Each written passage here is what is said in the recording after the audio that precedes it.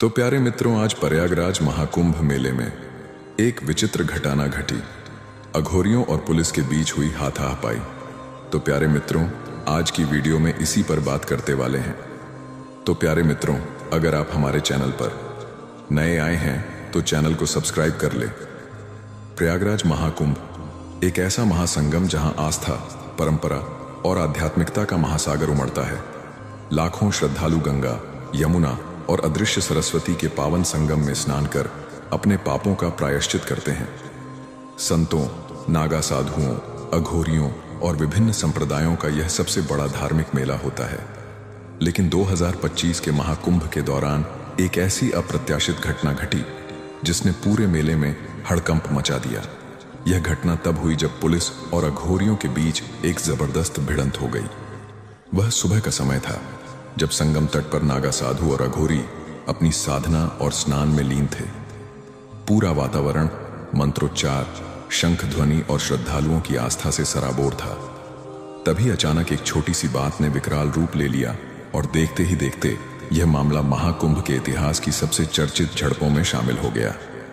महाकुंभ में प्रशासन द्वारा कुछ विशेष नियम लागू किए गए थे, जिसमें यह तय किया गया था कि हर संप्रदाय के साधु संतों को एक निश्चित समय पर ही स्नान करने की अनुमति होगी।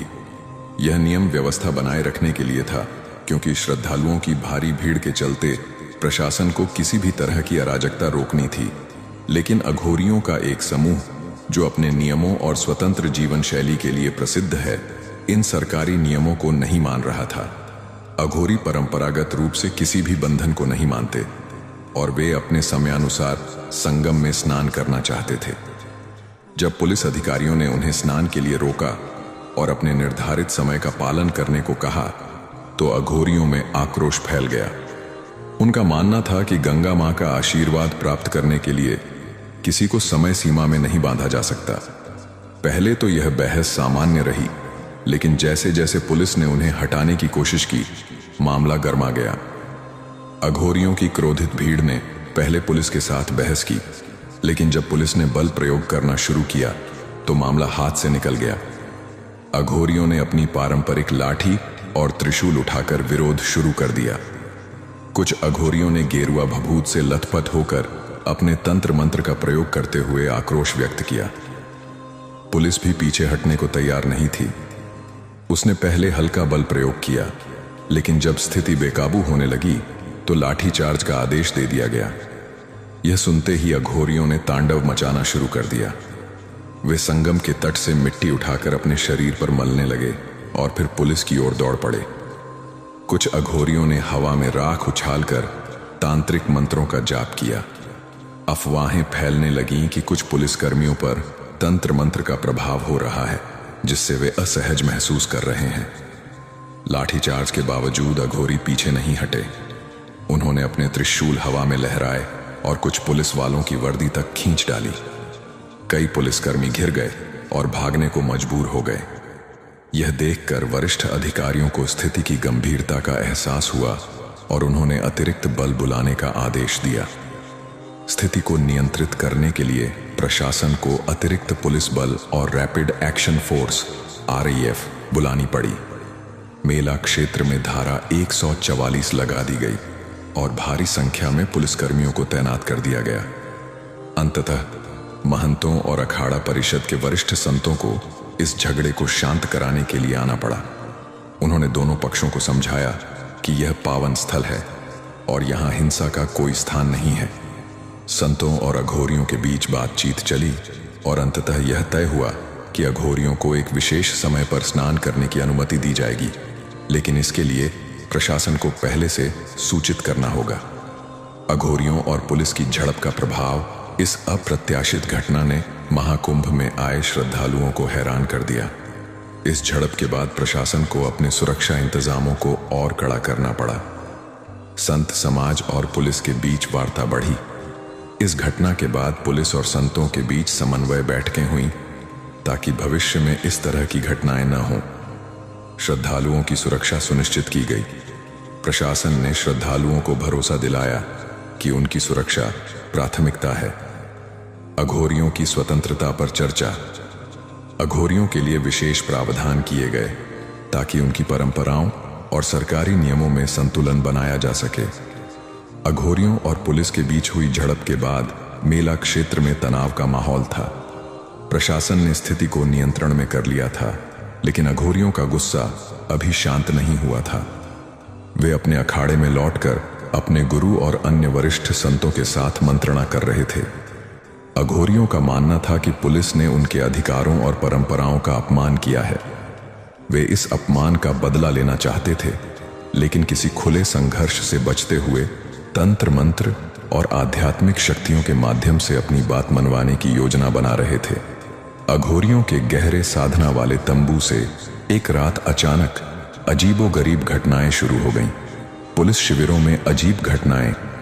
पुलिस वालों ने शिकायत की कि उनके तंबुओं में अचानक आग की हल्की लपटें दिख रही हैं, लेकिन जैसे ही वे नजदीक जाते वह गायब हो जाती।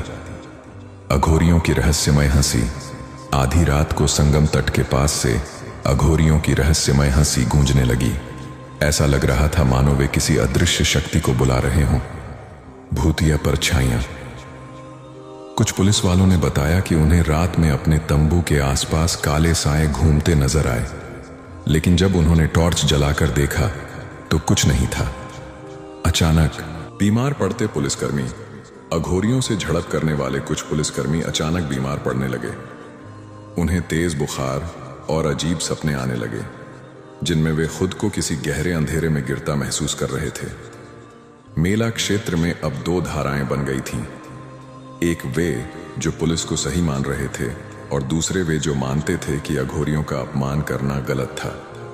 श्रद्धालु अब अघोरियों के पास जाकर उनकी कृपा और सुरक्षा मांगने लगे। अघोरियों ने इस घटना को अपने आध्यात्मिक प्रभाव की जीत के रूप में देखा, और वे अब संगम स्नान के नियमों को तोड़ने की और अधिक जिद करने लगे।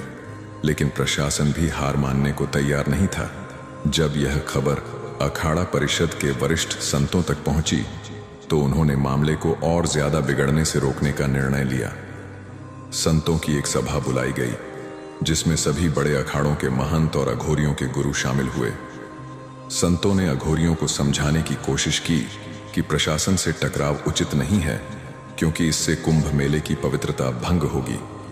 वहीं प्रशासन को भी यह समझाने का प्रयास किया गया कि अघोरियों की साधना को बाधित करना उचित नहीं।